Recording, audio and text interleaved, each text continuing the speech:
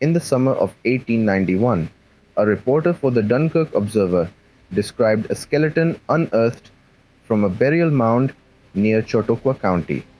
The measured femur indicated a standing height of 7 feet and 4 inches. He named the excavators. He named the landowner. He described the teeth, the soil depth, the color of the surrounding sediment. The report ran on page 3 and was never followed up. The bones were transferred to a receiving institution in the East. No accession record has been located. That detail, a single missing record, would mean very little on its own. It does not appear on its own. There is a filing cabinet on the third floor of the Chautauqua County Historical Society in Westfield, New York, that has not been fully catalogued. The staff there will tell you this directly, without embarrassment. There is simply too much material, too little funding, and too few hands. Inside one of its lower drawers, pressed between issues of the Dunkirk Observer from the 1880s and 90s, there are reports that never made it into any national archive. Not because they were hidden, because no one came back for them. That detail stayed with me for a long time before I understood why. The research that led me there had nothing to do with what I eventually found. I was tracing something considerably more prosaic: the correspondence network between regional land survey offices and the newly established Bureau of Ethnology in Washington during the 1870s and 80s. Specifically, I was interested in how field surveyors communicated anomalous topographic features, earthen mounds in particular, to institutional scientists who had never visited the sites, the mechanics of description across distance, how a man standing in a field in southern Ohio in 1876 would attempt to convey, in a letter, what he was looking at to someone reading it behind a desk in Washington. That was the question I was following. It seemed narrow enough to be answerable. It was not, as it turned out, answerable. But it opened something else. In the course of reading through survey correspondence held in several regional collections, letters, field notebooks, rough sketches, the kind of material that accumulates in county historical societies and courthouse basements across the Midwest and upper Northeast, I began to encounter a different category of document entirely. Not the survey correspondence I was looking for, but newspaper clippings.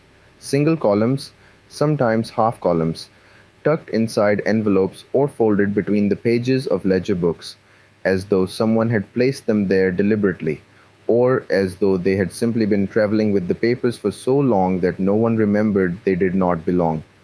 The clippings described bones, not in the dramatic register of carnival advertisement or dime novel exaggeration, though that register certainly existed in the 19th century press and is easy to identify when you encounter it.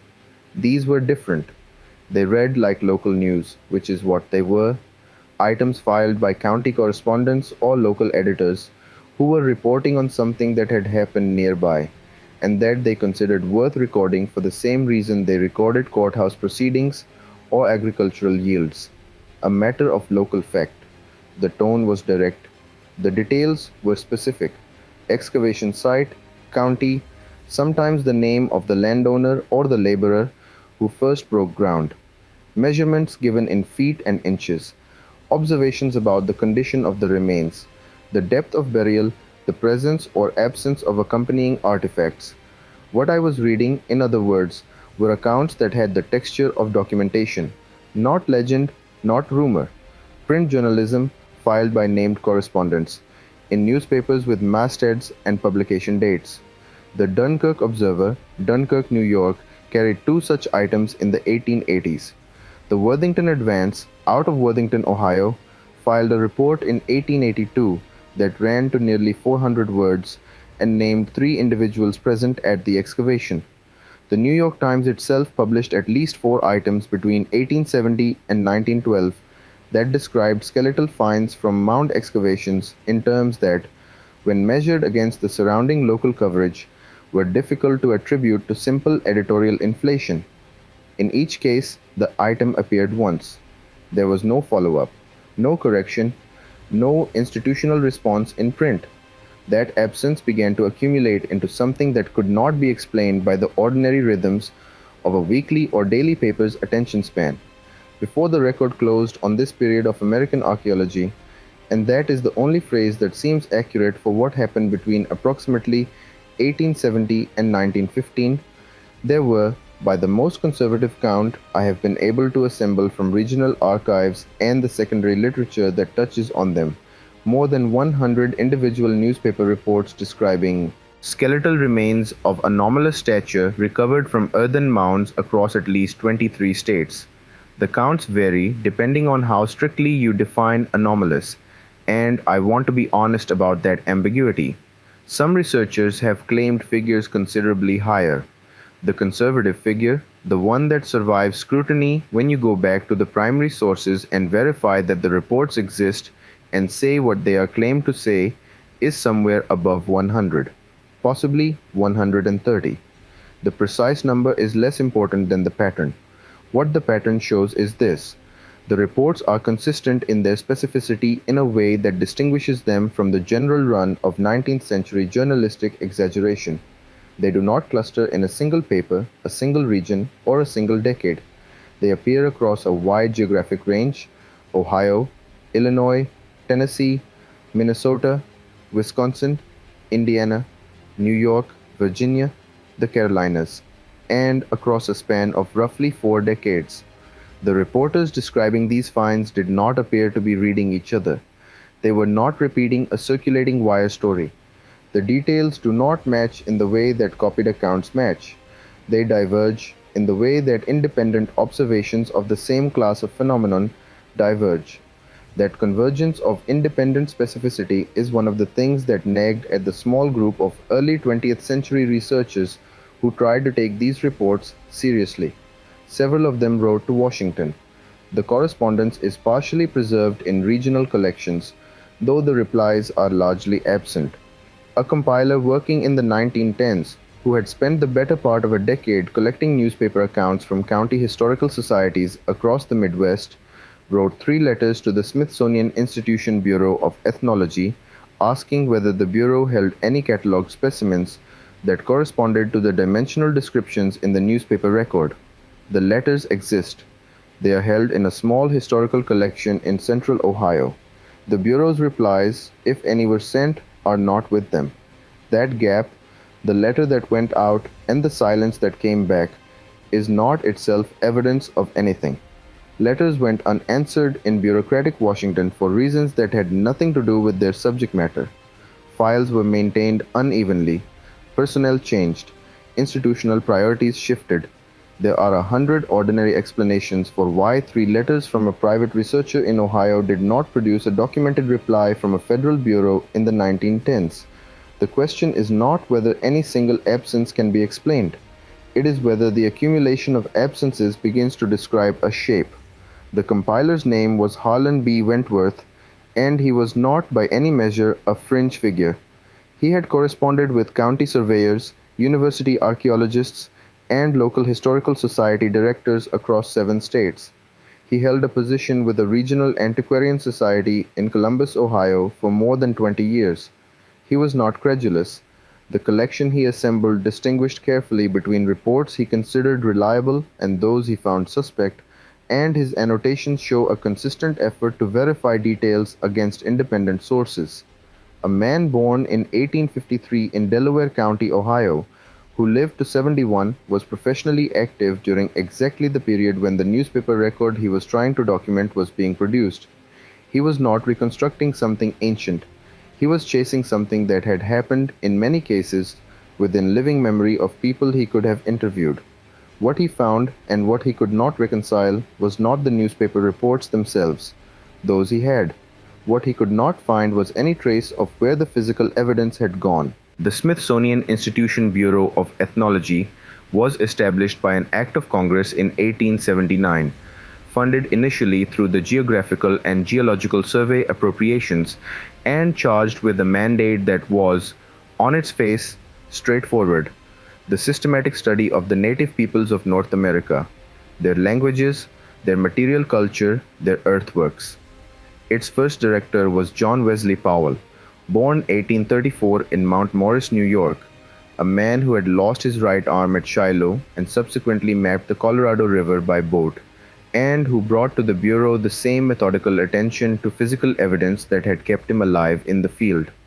Under Powell's direction, the Bureau became within a decade the most authoritative institutional voice in American archaeology. That authority was earned. The work was real. The Bureau's relationship to the earthen mound network, the thousands of constructed embankments, burial mounds, effigy forms, and platform structures distributed across the eastern half of the continent, was formalized in the early 1880s when Powell commissioned a comprehensive mound survey. The man he appointed to lead it was Cyrus Thomas, born 1825 in Kingsport, Tennessee, an entomologist by training who approached archaeological fieldwork with the same taxonomic precision he applied to insect classification. Thomas spent more than a decade overseeing field investigations across the Ohio and Mississippi valleys, the Tennessee River drainage, the upper Midwest, and portions of the southeastern states. His final report, published by the Bureau in 1894, ran to more than 730 pages and is still cited in academic archaeology as a foundational document. It settled, to the satisfaction of most scholars, the long-standing question of whether the mounds had been built by a vanished race distinct from the indigenous peoples of the continent. Thomas's answer, supported by stratigraphic analysis and artifact typology across hundreds of sites, was no. The mound builders were the ancestors of living Native American populations. That conclusion was correct, and it displaced decades of racialized mythology that had attached itself to the mounds.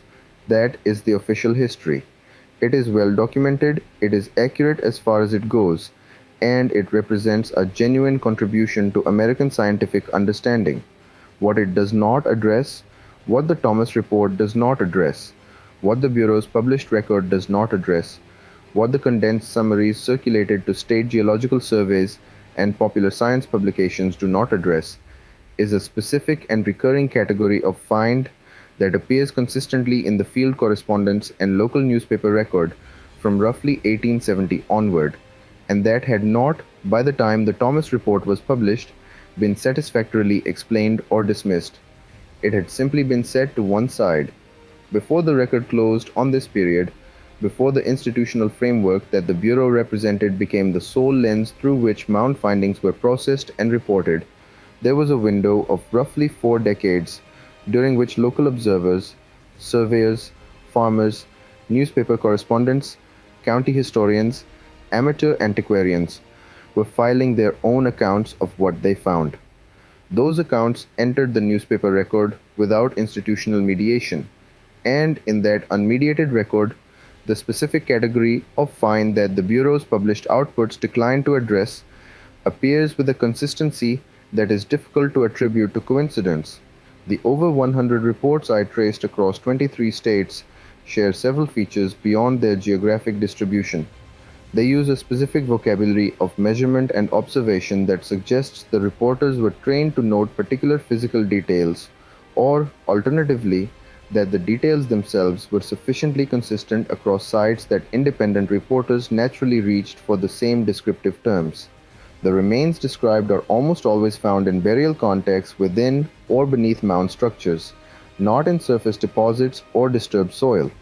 The accompanying artifacts, where noted, are consistent with the mound building cultural tradition, worked stone, ceramic vessels, copper ornaments, rather than with any anomalous or intrusive assemblage.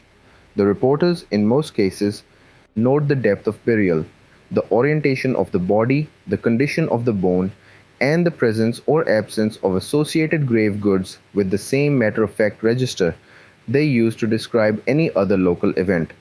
What they also note consistently is dimension. Not one reporter, not one region, not one decade. The dimensional observations, heights described as ranging from 7 feet to over 8 feet in some cases, though the clustering is around 7 feet 2 to 7 feet 6, appear in reports filed from Ohio, from Illinois, from Tennessee, from Wisconsin, from the Carolinas, from New York, from states that shared no common newspaper wire and no common institutional framework for archaeological reporting. The reporters were not reading each other. The accounts diverge on peripheral details in the way that independent observations diverge. They converge on the core dimensional description in a way that independent fabrications typically do not. That convergence is what drew Harlan B. Wentworth, and it is what drew the small number of early 20th century researchers who attempted, independently of one another, to compile the newspaper record into something that could be evaluated systematically. Several of them reached the same wall.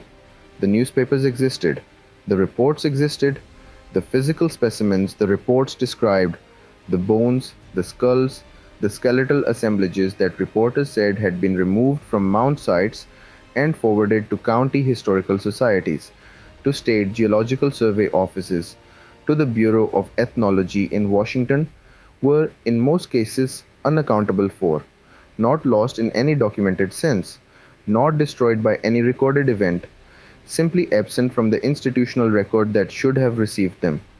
Wentworth's correspondence shows that he was aware, by approximately 1913, that he was not the first person to notice this absence. He had exchanged letters with at least two other researchers working independently, one in Illinois, one in Tennessee, who had arrived at similar inventories through different archival routes. All three had written to the Bureau. The Illinois researcher, whose letters Wentworth references but whose name he does not give in full, had received a single reply from a Bureau staff member acknowledging receipt of his inquiry. The letter said the matter would be reviewed. Nothing further came. That is where the Act 1 record ends, not with a document destroyed, not with a dramatic confrontation, but with the particular silence of an institution that acknowledged it had received a question and then returned to its other work. The Bureau of Ethnology, in the decades following the publication of the Thomas Report, occupied a position of institutional authority over American archaeological interpretation that had no real parallel in the federal scientific establishment. Its annual reports were the primary vehicle through which mound research findings were communicated to the scholarly community and, through condensed summaries, to the educated general public. State geological surveys deferred to it, university departments cited it, regional historical societies organized their own collecting activities around its priorities and its interpretive framework. When the Bureau published something, it became part of the official record. When it declined to publish something, that something had no natural institutional home. This is the structural condition that makes what follows worth examining carefully. It is not about malice. It is not, at this stage of the inquiry, about intent. It is about the mechanics of how a single institution, through the normal exercise of its legitimate authority, shapes the boundary between what counts as evidence and what does not. The Bureau was rigorous. Its people were serious scientists doing serious work in difficult field conditions. Cyrus Thomas's 730-page report is, by any measure, a monument of 19th century American scholarship. And yet, the reports kept coming in. From county correspondents, from local historians, from farmers who broke ground on a mound in a backfield and found something they could not explain and wrote it down in the nearest newspaper, because that was what you did in 1884 when you found something that seemed to matter. What happened to the material those reports described, the physical evidence, the bones, is where the record becomes something other than a story about institutional priority and editorial selection. That is where 1897 becomes a year worth looking at closely. The letter that concerns me most was written in the autumn of 1897 by a Bureau of Ethnology field correspondent working in the upper Ohio River Valley. His name was Edmund Andrews, and he had been conducting site surveys in the region under a loose commission from the Bureau for the better part of 3 years, filing periodic reports on mound locations, surface conditions, and artifact distributions. Andrews was not a trained archaeologist in any formal sense. He had come to the work through a background in regional natural history and had been recommended to the Bureau by a state geological survey officer in Columbus. He was, by the evidence of his own correspondence, meticulous. His field notes, where they survive in fragmentary form in a small collection held by the Ohio History Connection in Columbus, show a man who measured twice, recorded carefully, and did not speculate beyond what his observations would support. In the autumn letter, Andrews describes the opening of a large burial mound in Licking County, Ohio, undertaken by a local farming family who had been plowing around its base for 2 generations and had finally decided to excavate the central chamber. Andrews arrived on the second day of the excavation. What he found, and what he describes in careful, unhurried prose, were skeletal remains that he measured himself. He is explicit about this, noting that he used a surveyor's tape and took 3 independent measurements at 7 feet and 4 inches in overall skeletal length. He notes the condition of the bone as dense and well preserved. He notes the cranial dimensions. He notes the depth of burial at approximately 9 feet below the original surface grade. He notes the accompanying grave goods, copper armbands, a worked stone effigy, and ceramic fragments consistent in style with late woodland period material. He then states that he arranged for the remains to be carefully boxed and forwarded by rail to the Bureau of Ethnology in Washington, with a full descriptive inventory attached. The Bureau's accession records for the period from 1895 through 1900 have been examined by at least 2 independent researchers in the latter half of the 20th century. The records are not complete. Gaps exist across multiple years, and the cataloging system used in the 1890s was inconsistent by later archival standards. But the researchers who examined the records were specifically looking for the Andrews shipment, and they were looking because Andrews's letter exists and describes it in sufficient detail to make a search possible. The shipment is not in the accession record, not misfiled under a variant location name, not listed as received and subsequently transferred, simply not present in any form that has been found.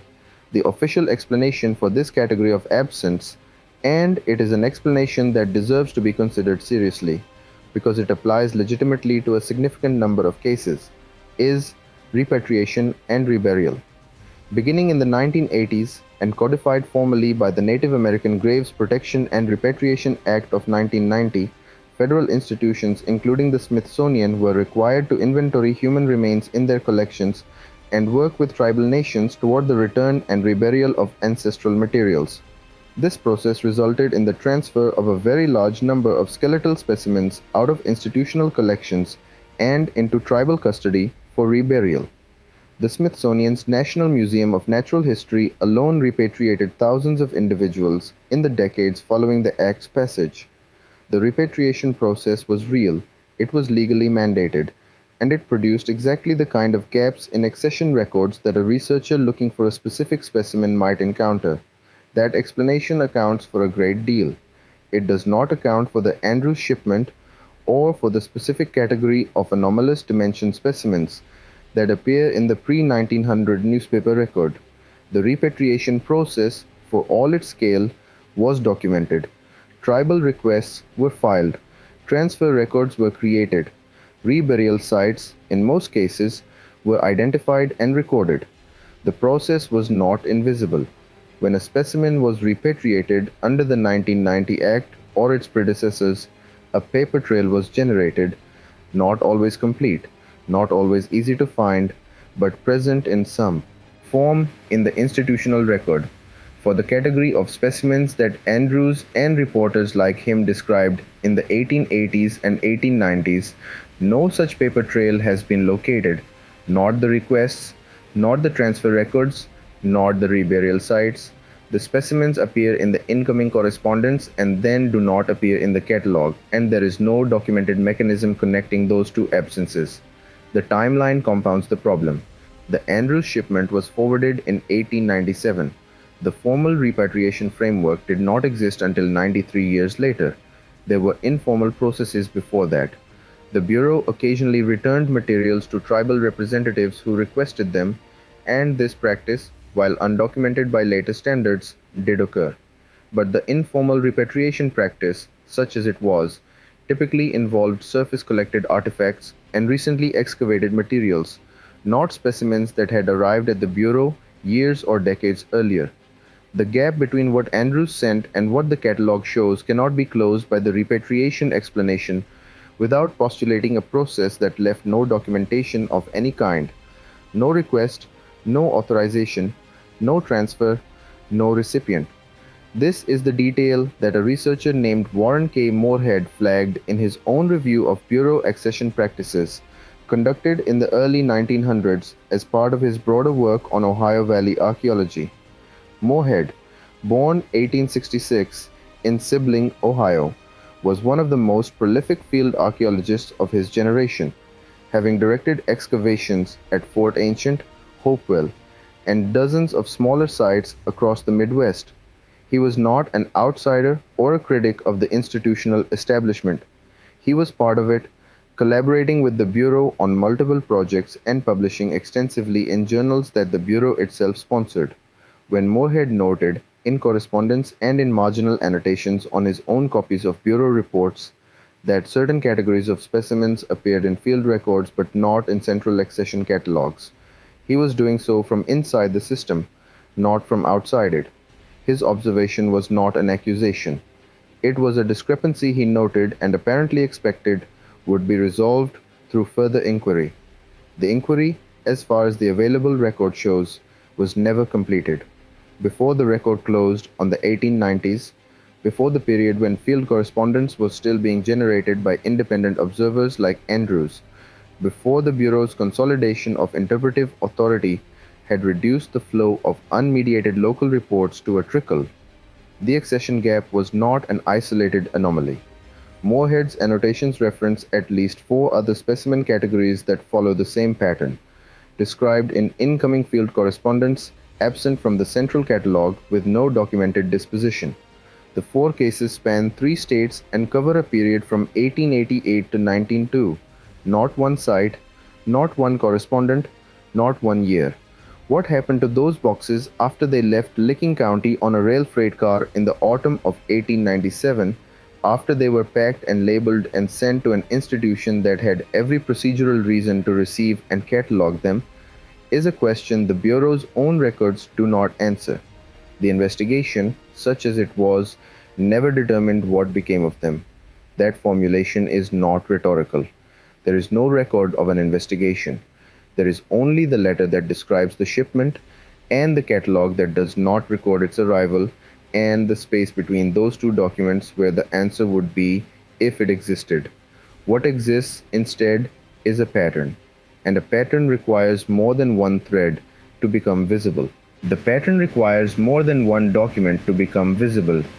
A single accession gap can be explained by clerical error, by the ordinary attrition of 19th century record keeping, by any number of mundane institutional failures that have nothing to do with the content of what was lost. The Andrews letter is a rupture in the record, but it is not by itself a pattern. What converts isolated ruptures into something that requires a different category of explanation is accumulation, the same type of absence appearing through different institutional mechanisms in different years, produced by different hands. The first additional thread begins not with a missing document, but with a document that exists, and with what was removed from it before it reached the public. The Smithsonian Institution's annual report for 1891 runs to several hundred pages in its full internal form, encompassing the Bureau of Ethnology's field reports, correspondence summaries, specimen accession logs, and the longer analytical essays that Bureau staff and affiliated researchers contributed each year. The full report was a working document, circulated within the institution and to a limited number of affiliated academic societies. The condensed public summary, the version printed in smaller runs and distributed to state geological surveys, public libraries, and educational institutions, was a separate document, approximately one-fifth the length, prepared by Bureau editorial staff and approved for general distribution. On pages 214 through 217 of the full 1891 report, there is a passage in an analytical section on mound burial typology that acknowledges, in measured language, a category of skeletal finds that the author describes as exhibiting anomalous stature relative to the established range of indigenous skeletal populations in the relevant geographic zones. The passage does not editorialize. It does not speculate about cause or implication. It notes the finds, cites three specific site locations in the Ohio and Tennessee valleys, references the field measurements recorded by Bureau-affiliated surveyors, and observes that the dimensional data, while outside the expected range, had been recorded by multiple independent observers at separate sites and therefore warranted further systematic investigation. That passage does not appear in the condensed public summary published the same year. The omission is documented. A researcher working in the 1960s who compared the full internal report against the public summary, page by page, flagged the missing passage in a monograph published by a small regional antiquarian press. The monograph did not circulate widely, but the comparison it recorded is verifiable. Both documents exist, both are held in institutional collections, and the passage present in one is absent from the other. The official explanation for this kind of omission is the one that applies to virtually all condensed institutional summaries: editorial selection. A document reduced to one-fifth its original length must lose the majority of its content, and the decisions about what to retain and what to set aside are made on the basis of relevance, audience, and the available space. A specialized passage about dimensional anomalies in skeletal populations, written for an internal technical audience, might reasonably be judged unsuitable for a general summary document aimed at public libraries and state educational offices. This explanation is entirely reasonable. It describes accurately how institutional editing worked and works still. Reasonable, except for one detail. The passage that was omitted was not a minor technical footnote.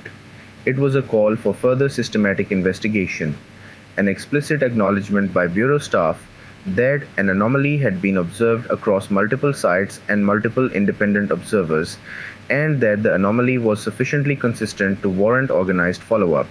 In the normal operation of an institution whose mandate was precisely that kind of systematic investigation, such a call would typically result in something: a follow-up survey, a circular to field agents requesting additional documentation, a notation in the subsequent year's report about whether the investigation had been initiated. Before the record closed on the 1890s, none of those things appeared in the Bureau's public outputs.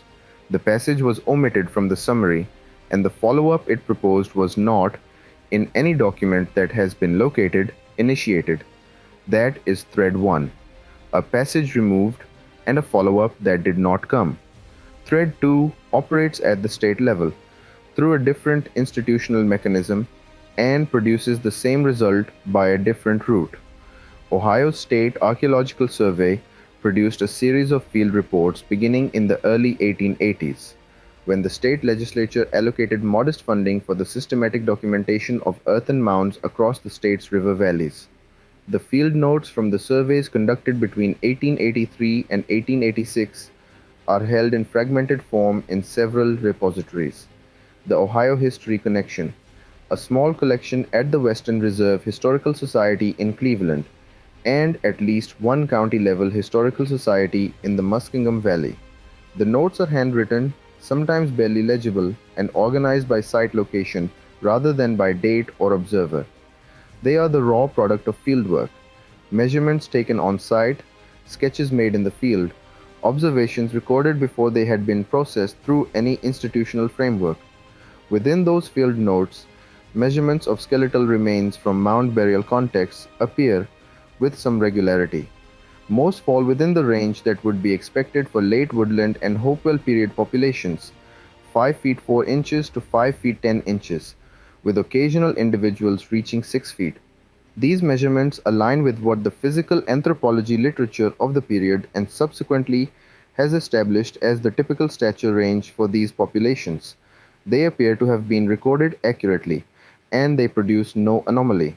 But in the field notes from at least 7 sites surveyed between 1884 and 1886, sites in Licking, Muskingum, and Ross counties, measurements are recorded that fall outside that range. The specific figures vary: 6 feet 8 inches at one site, 7 feet 1 inch at another, and in a single entry from a mound excavated in Ross County in the summer of 1885, a measurement of 7 feet 3 inches noted in the handwriting of the survey's lead field observer, accompanied by the notation, verified twice with separate instrument. The Consolidated Survey Report, published by the Ohio State Geologist's Office in 1887, the document that drew on these field notes and presented their findings in organized, publishable form, does not contain those measurements. The Consolidated Report presents a summary table of skeletal dimensions from the surveyed sites, with an average stature figure and a noted range. The range given in the published table stops at 6 feet 2 inches. The 7 site entries from Licking, Muskingum, and Ross counties that record measurements above that figure in the original field notes are not represented in the published table. They were not challenged, not disputed, not footnoted as uncertain. They were consolidated out. The field notes still exist. The published report still exists. The gap between them is a matter of record. The process by which field notes were consolidated into publishable survey reports in the 1880s was not governed by any formal protocol for the treatment of anomalous measurements. Survey directors had broad discretion to present findings in whatever summary form they judged most useful for the intended audience, state legislators, educators, and the general public who had funded the work. A survey director who encountered a cluster of outlier measurements at the extreme end of the dimensional range, and who had no institutional framework for evaluating whether those measurements represented genuine anomalies or field error, might reasonably choose to present the central tendency of the data and set the outliers aside. This is not falsification in any formal sense. It is the exercise of editorial discretion under conditions of interpretive uncertainty. That discretion, applied consistently across field notes from 7 sites, across 3 counties, across 2 field seasons, produced a published record that contained no anomalous measurements. The field notes are in a drawer somewhere in Columbus. The consolidated report has been digitized and is publicly accessible. The distance between those two documents is not large in physical terms. In terms of what the official record shows and what the underlying evidence contains, the distance is considerably harder to measure. Two threads then, different mechanisms, different institutions, different years, the same result. The newspaper silence is the thread that holds the others together. Without it, the accession gap and the survey consolidation remain what they could plausibly be individually. Clerical failures, editorial discretion, the ordinary friction of 19th century institutional record keeping. What converts those isolated failures into something that requires a different category of explanation is the behavior of the newspaper record itself across a specific span of 4 decades. And the behavior of that record is measurable in a way that the other threads are not, because newspapers were dated, numbered, and archived with a regularity that field notes and internal bureau correspondence were not. The newspaper record can be counted, and when it is counted, what emerges is not a gradual drift, but a curve with a specific shape. Between 1870 and 1879, the regional newspaper record contains, by the most conservative count assembled from cross-referenced archive searches across 11 states, 14 individual reports describing skeletal remains of anomalous dimension recovered from mound excavation contexts. In the following decade, 1880 through 1889, the count rises to 31. Between 1890 and 1899, it reaches 47. The first decade of the 20th century, 1900 through 1909, produces 22.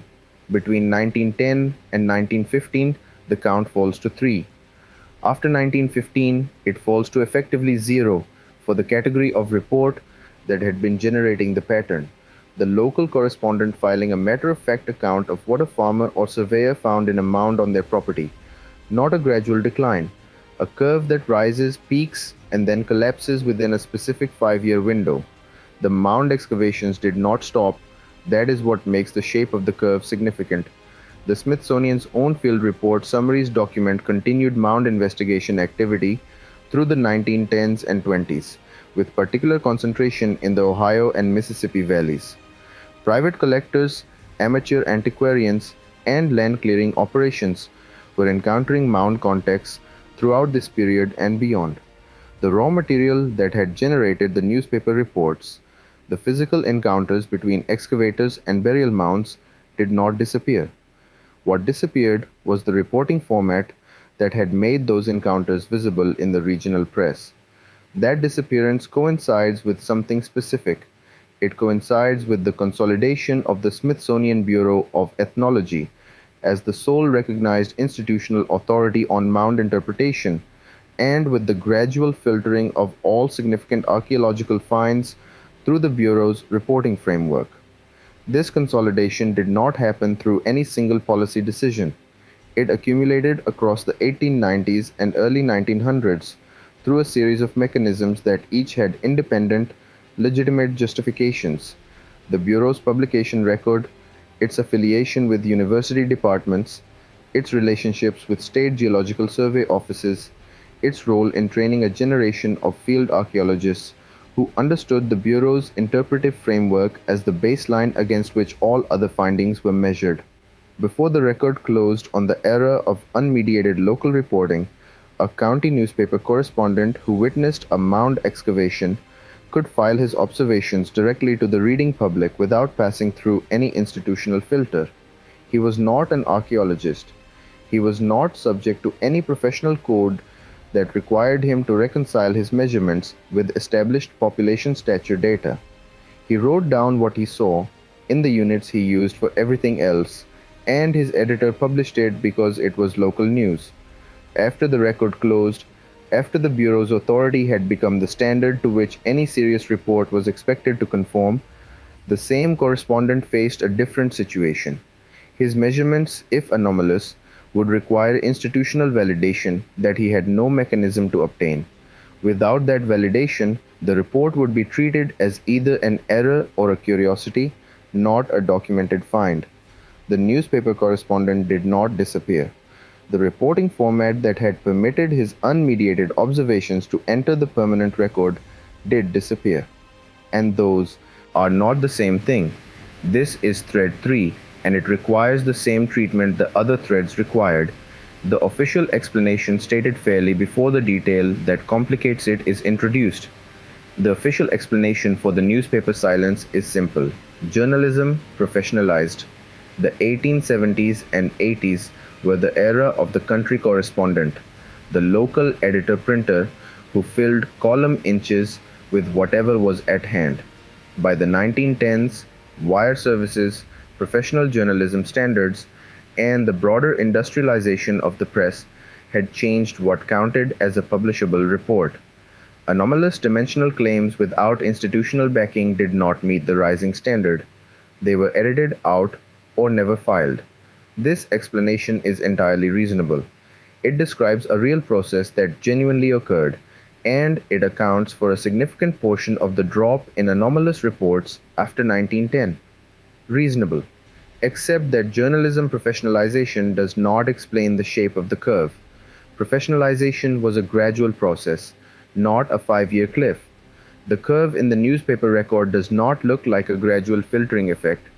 It looks like a threshold crossing, a point at which a specific category of report became institutionally illegible and then stopped being generated at all. The fourth thread is the one that provided the threshold. The Antiquities Act of 1906, formally titled the American Antiquities Act, signed into law by Theodore Roosevelt, is a genuine and important piece of conservation legislation. It protected archaeological sites on federal lands from private excavation without a permit. It gave the federal government authority to designate national monuments. It created the legal framework that, in subsequent decades, became the foundation for American cultural heritage protection. None of that is contested. The act was real law passed for documented reasons, with broad support from scientific institutions, including the Smithsonian, and its conservation value over the following century is not in question. The effect that is worth examining is narrower. The Antiquities Act and the regulatory framework it generated made the Smithsonian Institution and its affiliated federal bodies the de facto arbiters of what constituted a significant archaeological find. Private excavations on federal land required permits. Reports of significant finds on non-federal land were expected, under the Act's evolving implementing guidelines, to be routed through official channels for assessment. The county correspondent who had been filing his own accounts of mound finds without institutional mediation now operated in a legal and professional environment in which the Bureau was not merely the most authoritative voice on archaeological findings. It was, in practical terms, the only voice whose assessments carried legal and institutional weight. A single body became the sole filter. Every significant find passed through the same institutional framework. Every report was evaluated against the same interpretive baseline. The baseline, as Cyrus Thomas had established it definitively in 1894, did not include anomalous stature dimensions as a recognized category, requiring systematic documentation. Findings that did not fit the recognized categories were not rejected exactly. They were not classified as errors or frauds. They were simply not incorporated into the framework that the Bureau used to organize and publish its findings. They occupied a category for which there was no institutional home. Not coincidence, a convergence. Four independent mechanisms: accession practices, editorial consolidation of field surveys, the natural attrition of unmediated local reporting, and the regulatory authority created by the Antiquities Act, each operating through its own logic, each with its own legitimate justification, each producing the same result. A category of documented observation that had been visible in the newspaper record for 4 decades became institutionally invisible within a specific window between approximately 1905 and 1915. The most chilling formulation of this is not that someone decided to make it invisible. The most chilling formulation is that no one needed to decide. The convergence of those four mechanisms would have produced the same result whether anyone intended it or not. Institutional gravity does not require a directive. It requires only a center of mass large enough to bend everything toward it. The Bureau of Ethnology was that center of mass.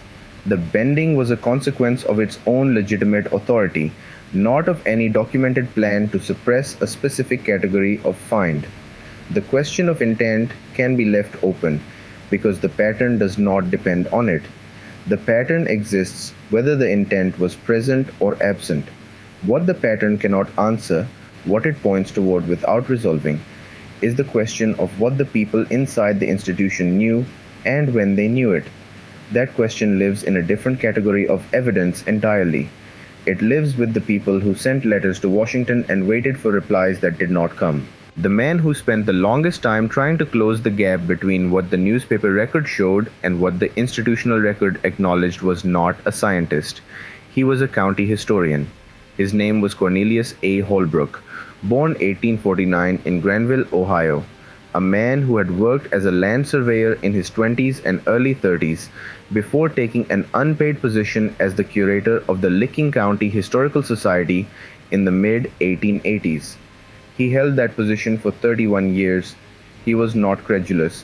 His surviving correspondence shows a man who distinguished carefully between what he had personally verified and what he had received second-hand, who annotated his own files with skeptical marginalia, who crossed out claims he could not confirm and wrote beside them, in a cramped hand, the word unverified.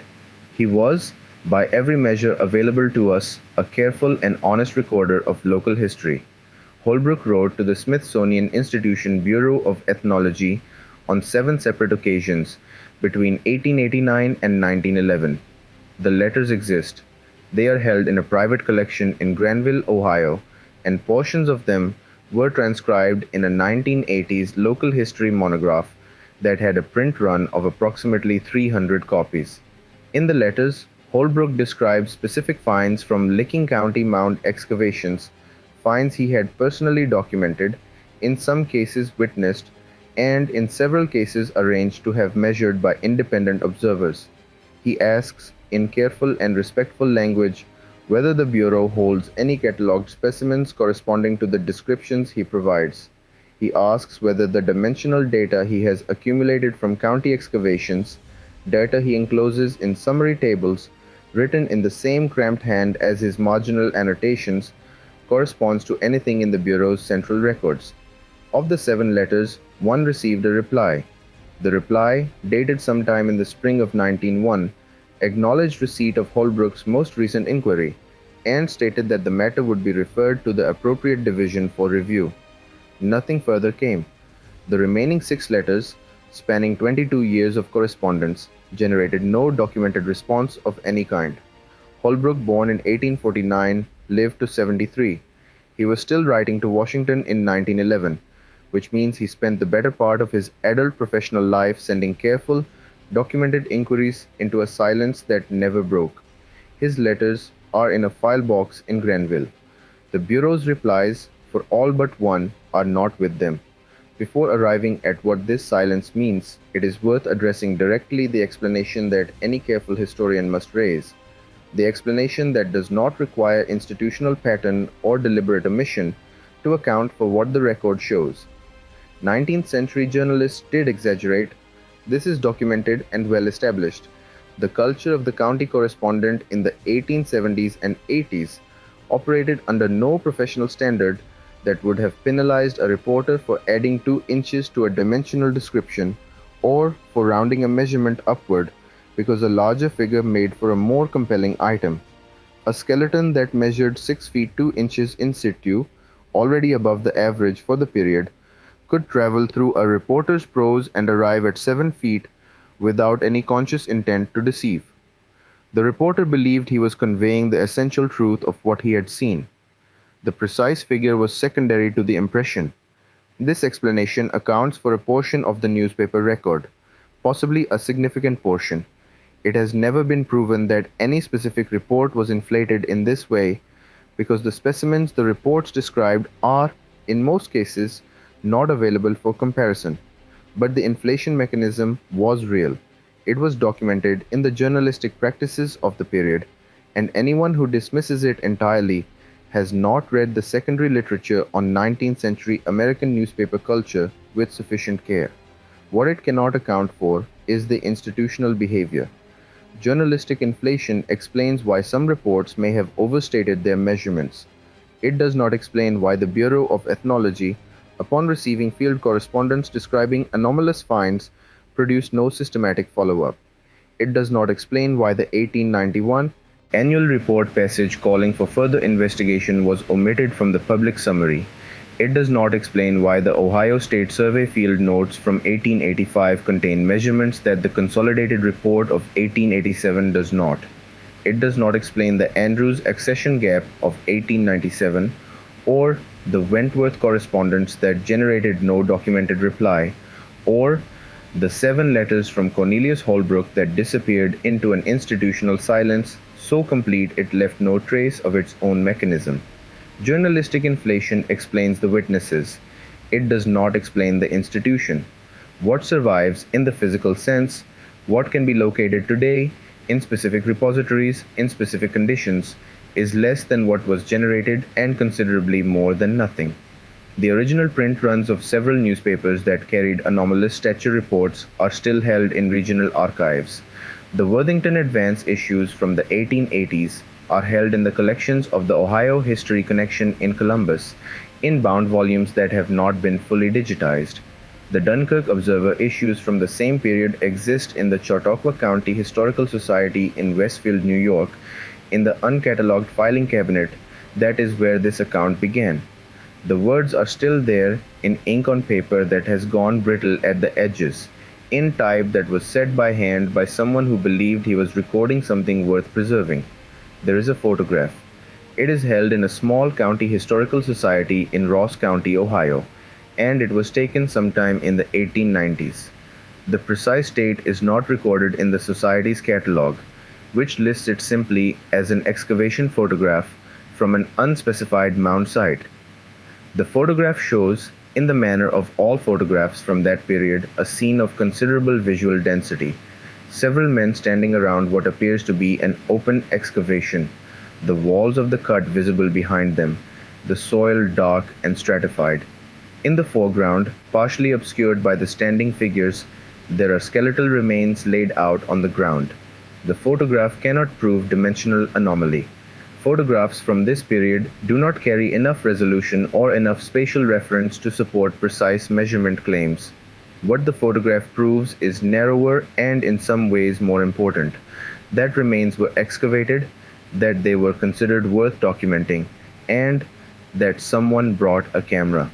The Smithsonian Institution's own internal accession records were reviewed in the 1970s as part of a broader audit of the National Museum of Natural History's physical anthropology holdings.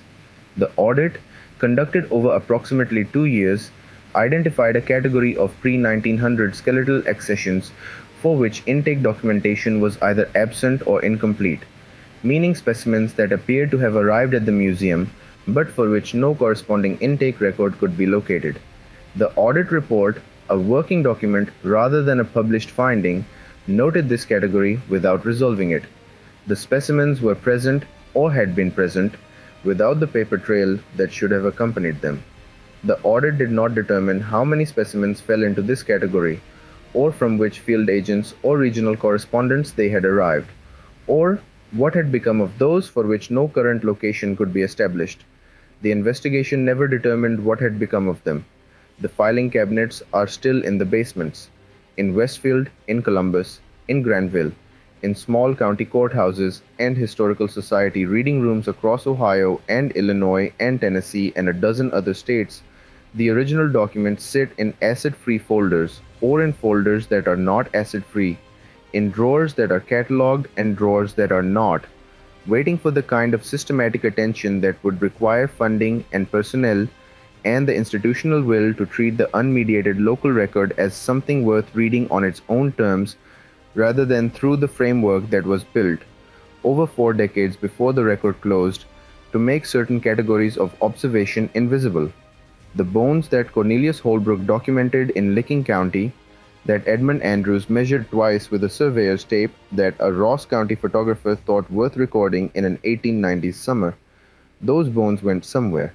Into boxes, onto rail freight cars, into a building in Washington, where someone received them and did not write it down, or wrote it down and the paper did not survive, or wrote it down and the paper was filed somewhere no one has yet looked.